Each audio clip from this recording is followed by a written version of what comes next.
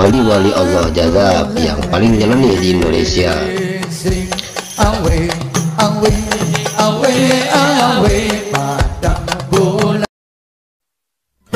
Yang pertama, Al-Habib Syahan bin Mustafa Al-Bahar, salah satu wali jazab yang paling nyeleneh. Siapa yang tidak kenal dengan sosok beliau, salah seorang dzurriyyah Rasulullah Shallallahu Alaihi Wasallam yang akrab dengan sebutan Habib Wan Sehan. Orang yang sering sekali disebut-sebut oleh para ulama dan habaib ini sebagai waliullah yang jazab, yang juga sangat sering menghilang. Beliau sangat susah dicari karena sering berpindah-pindah tempat dengan cepat. Bahkan Al-Habib Umar bin Hafid dikala asik-asiknya mengajar santri di Tarim Yaman sering berkata, "Kita kedatangan waliullah Wan Sehan, kita kedatangan waliullah Wan Sehan," tetapi tidak terlihat oleh para santri. Ada satu hal lagi yang lebih mengherankan. Ketika adzan maghrib berkumandang, tepat di depan musola, sang Habib Sehan itu berteriak-teriak sambil bermain gitar di saat jamaah akan melaksanakan salat maghrib. Tentu hal ini membuat sang marbot masjid pun marah. Kemudian dengan lancang sang marbot masjid ini mencaci maki Habib Wan Sehan habis-habisan. Tiba-tiba Habib Wan Sehan pun menarik kepala sang marbot. Kemudian dibenamkannya kepala sang marbot tersebut ke dalam ketiaknya. Sungguh menakjubkan. Sang marbot ini pun menangis lalu berkata, "Aku melihat Ka'bah, aku melihat Masjidil Haram di Ka'bah." Kemudian sang marbot masjid ini pun meminta maaf kepada Habib Wan Sehan.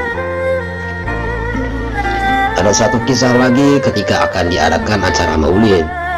Seorang santri akan berangkat ke acara maulid. Kebetulan ia melewati kediaman Habib Wan Sehan, lalu menyapa Habib Wan Sehan, "Ayo Bib, kita berangkat ke maulid, kok masih duduk aja?" Tiba-tiba saja Habib Wan Sehan pun memarahinya, "Sudah sana kamu berangkat duluan, ngapain ajak-ajak saya? Ajak sana kiai kamu berangkat duluan." Santri itu pun tidak berkomentar panjang-panjang karena dia telah mengetahui derajat makom kewalian Habib Wan Sehan. Dia pun bergegas berangkat ke acara maulid. Ketika sampai di acara maulid, sungguh membuatnya takjub. Dia pun berkata, "Subhanallah," sambil menggeleng-gelengkan kepalanya. Ternyata Habib Wan Sehan sudah berada di posisi paling depan menerima para jamaah sambil berkata, "Ayo tafadhol, tafadhol, tafadhol."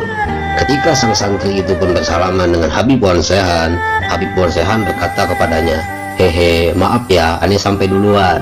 Ayo terus tafadhol, tafadhol." Dan berkata pada jamaah yang lain. Setelah selesai acara maulid, seperti biasanya para jamaah pun menyantap makanan. Tiba-tiba Habib Wan Sehan pun datang mengacak-acak makanannya. Dicicipinya satu persatu makanan tersebut lalu diacak-acak.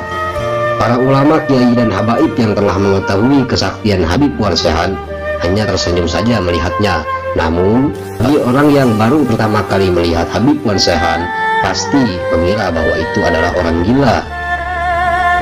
Habib Wan Sehan pun terus saja berlari ke sana kemari dan mengacak-ngacak makanan yang ada di situ sambil berkata, "Barakallah lakum, barakallah lakum." Sungguh menakjubkan.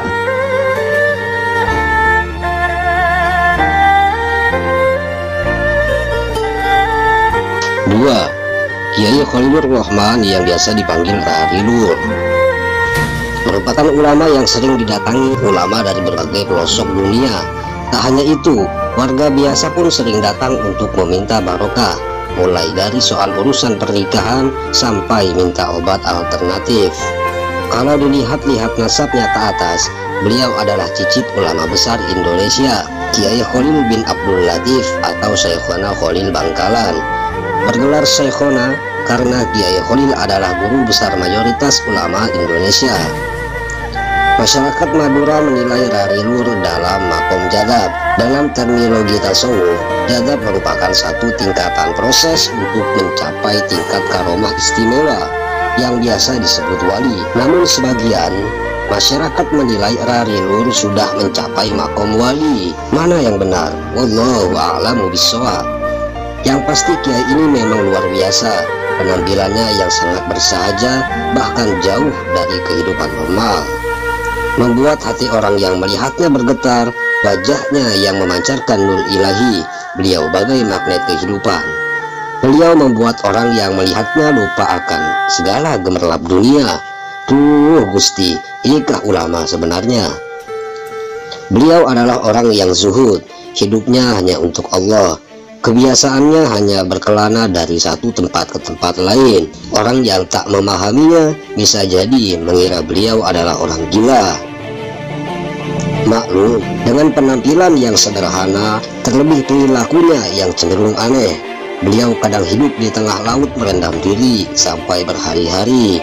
Namun justru sikapnya inilah yang mengingatkan orang pada Nabi Khidir alaihi salam.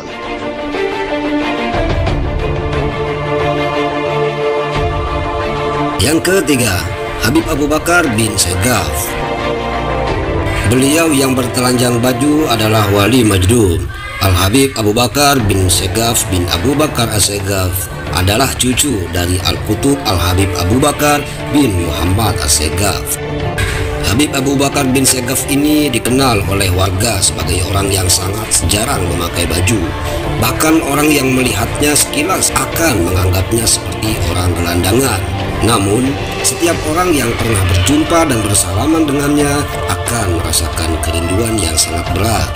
Al-Habib Abu Bakar bin Segaf ini diberi oleh Allah Subhanahu wa Ta'ala keistimewaan, yaitu air kencingnya bau wangi.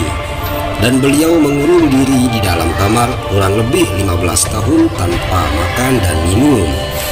Bahkan pernah beliau hanya memakai sarung dan loncat ke dalam sumur. Seketika yang tertinggal hanya sarungnya saja yang ada di sumur. Begitu dicari, ternyata beliau sudah berada di makam kakeknya sambil memeluk batu nisannya, yaitu Habib Abu Bakar bin Muhammad As-Segaf.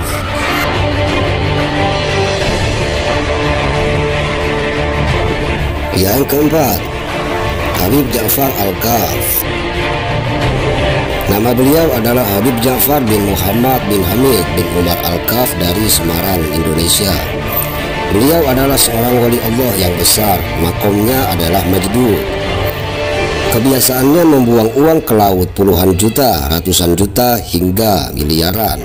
Yang membimbing beliau adalah Nabiullah Khidir alaihi salam atau Balia bin Malkan. Habib Ja'far Al-Kaf terkenal memiliki kebiasaan yang berbuat aneh.